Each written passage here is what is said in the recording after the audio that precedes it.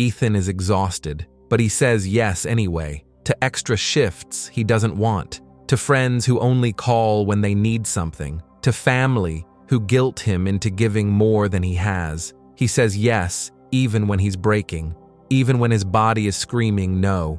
Every time he agrees, he feels like he's disappearing, like his life is being lived for everyone else. And the worst part? No one notices. They call him dependable, loyal, a nice guy. But inside, he's angry, resentful.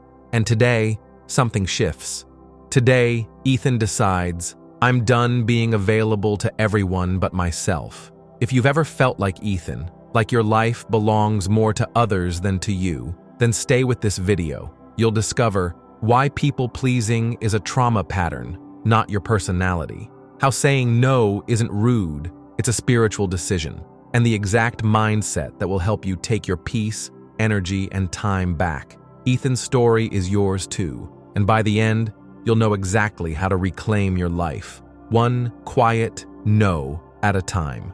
People don't become people-pleasers because they're weak. They become people-pleasers because somewhere in childhood, they were taught that being loved meant being useful. Maybe Ethan had a mom who cried when he said how he felt, or a dad who only gave attention when Ethan fixed something, helped out, stayed silent. So he learned to earn his safety through self-abandonment. As an adult, that looks like saying yes when he means no, smiling when he's hurting, helping when he's falling apart. But here's the truth, most never hear. People-pleasing is not kindness. It's fear in disguise. It's the survival strategy of someone who learned that love must be bought. Ethan didn't just wake up and grow a backbone. He woke up and got tired of betraying himself, and slowly he began to unlearn the pattern.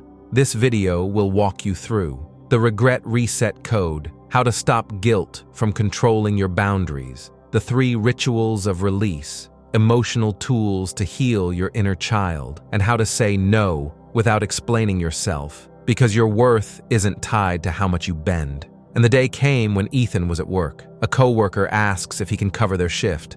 Ethan calmly replies, "Not today." The coworker blinks in surprise, then shrugs. Life moves on. Ethan looks relieved. Finally, Ethan said, "No." But how did he change his mind? Overcoming guilt. You'll know later. But before that, Ethan's first no was terrifying. His hands were shaking, his heart was pounding, but nothing exploded. No one hated him.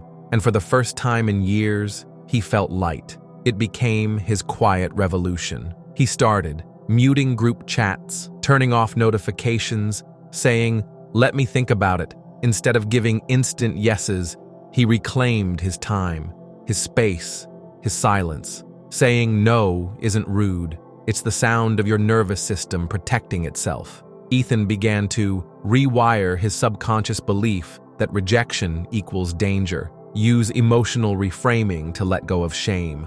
Journal his triggers so he could track where guilt came from. And most importantly, he met the child version of himself, the one who learned to be small, to stay safe. And he told him, "You don't have to please to survive anymore." Here are the 3 rituals Ethan used to change his mind, overcoming guilt to rebuild himself. 1. The mirror promise. Every morning he'd look at himself and say, "I protect my peace today. I matter too." 2. The 3-second pause before answering any request. He'd pause for 3 seconds. In that space, he asked, "Do I really want this? Or do I just want to be liked?" 3. Guilt reframe journal.